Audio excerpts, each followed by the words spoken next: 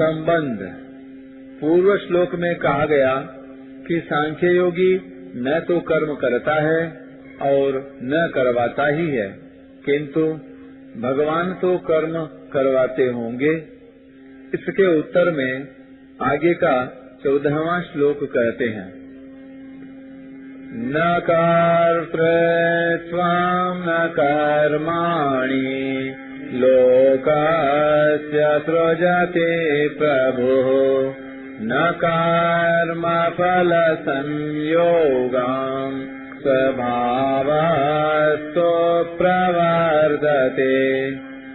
परमेश्वर मनुष्यों के न कर्तापन की, न कर्मों की और न कर्म फल के साथ संयोग की रचना करते हैं, किंतु स्वभाव ही बरत रहा है। व्याख्या। न कर्तृत्वं न कर्माणि लोकस्य सृजति प्रभुः। सृष्टि की रचना का कार्य सगुण भगवान का है, इसलिए प्रभु पद दिया है।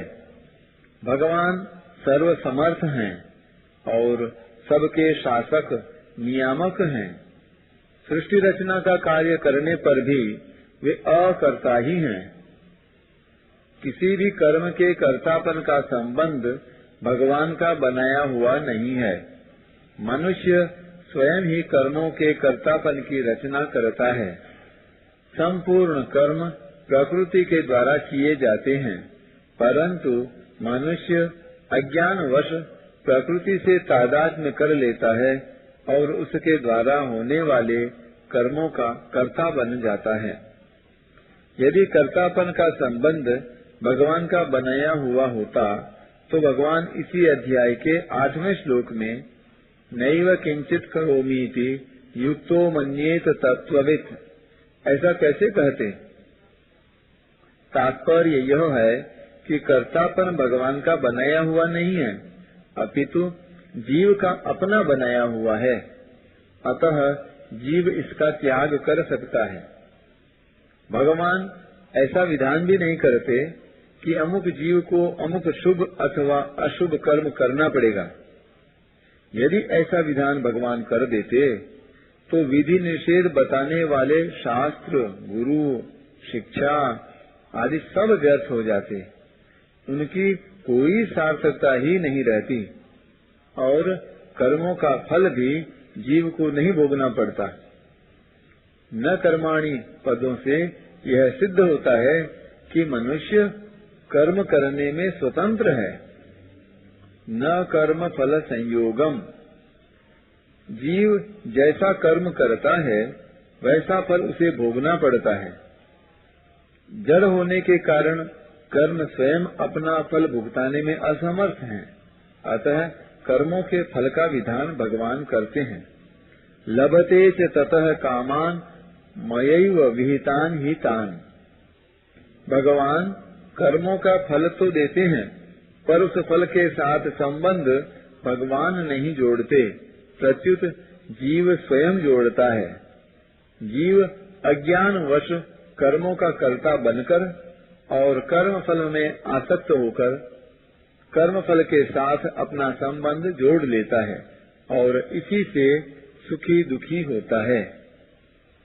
यदि वह कर्म फल के साथ स्वयं अपना संबंध न जोड़े तो वह कर्म फल के संबंध से मुक्त रह सकता है।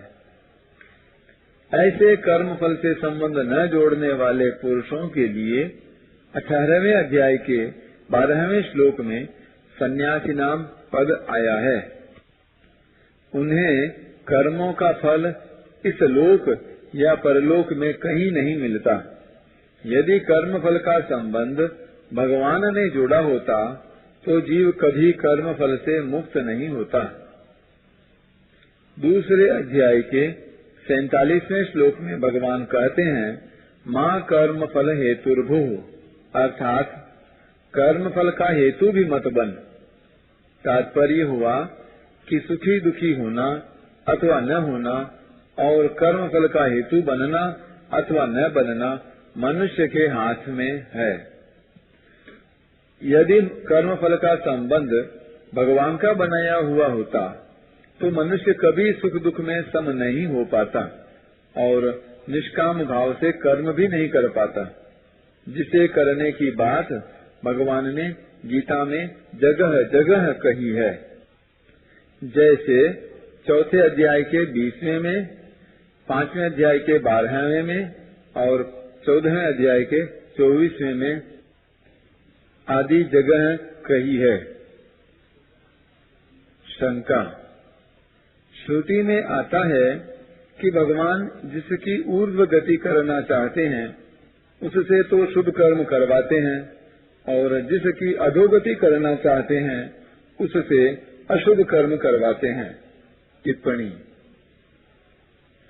एष ह्येव साधु कर्म कारयति तम यमेभ्यो लोकेभ्य उन्निनिषत एव ह्येवा साधु कर्म कारयति तम यमधो निनीशते।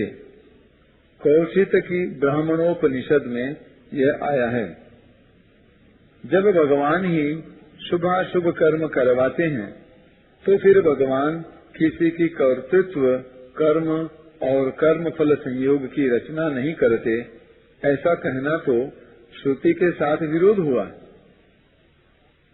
इसका समाधान ये है कि वास्तव में श्रुति के उपर्युक्त कथन का तात्पर्य शुभाशुभ कर्म करवाकर मनुष्य की ऊर्ध्व गति और अधोगति करने में नहीं है, प्रत्युत प्रारब्ध के अनुसार कर्म फल भुगताकर उसे शुद्ध करने में है।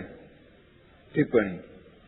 मूल में शुभ और अशुभ कर्म अर्थात पुण्य और पाप कर्म मनुष्य कामना के वशीभूत होकर ही करता है, जिनका फल क्रमशः ऊर्ध्व गति और अधोगति होता है, अर्थात स्वर्ग आदि लोकों की प्राप्ति और नरकों की प्राप्ति होती है। मनुष्य मुक्ति के लिए भगवान की दी हुई स्वतंत्रता का दुरुपयोग करके ही कामना करता है,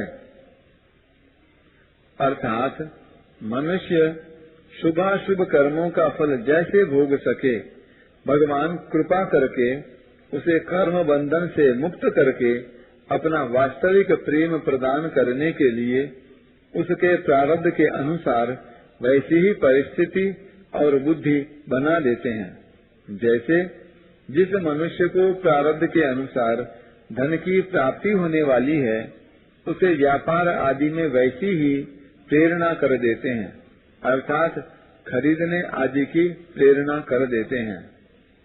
यानी उस समय उसकी वैसी ही बुद्धि बन जाती है और जिसे प्रारब्ध के अनुसार हानि होने वाली है उसे व्यापार आदि में वैसी ही प्रेरणा कर देते हैं। तात्पर्य यह है कि मनुष्य जिस प्रकार से अपने शुभाशुभ कर्मों का फल भोग सके, भगवत प्रेरणा से वैसी ही परिस्थिति और बुद्धि बन जाती है। यदि श्रुति का यही अर्थ लिया जाए कि भगवान जिसकी ऊर्ध्व गति और अधोगति करना चाहते हैं उससे शुभ और अशुभ कर्म करवाते हैं, तो मनुष्य कर्म करने में सर्वथा पराधीन हो जाएगा और शास्त्रों, संत महात्माओं आदि का विधि निषेध, गुरु की शिक्षा आदि सभी व्यर्थ हो जाएंगे। अतः यहाँ श्रुति का तात्पर्य कर्मों का फल भुगताकर मनुष्य को शुद्ध करना ही है।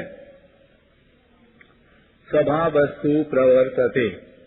कर्तापन, कर्म और कर्म फल का संबंध, इन तीनों को मनुष्य अपने स्वभाव के वश में होकर करता है। यहाँ स्वभावः पद व्यष्टि प्रकृति का वाचक है, अर्थात आदत का वाचक है, जिसे स्वयं जीव ने बनाया है। जब तक स्वभाव में राग द्वेष रहते हैं तब तक स्वभाव शुद्ध नहीं होता। जब तक स्वभाव शुद्ध नहीं होता तब तक जीव स्वभाव के वशीभूत रहता है। 3वें अध्याय के 33वें श्लोक में प्रकृतिम यान्ति भूतानि पदों से भगवान ने कहा है कि मनुष्यों को अपनी प्रकृति अर्थात स्वभाव के वशीभूत होकर कर्म करने पड़ते हैं।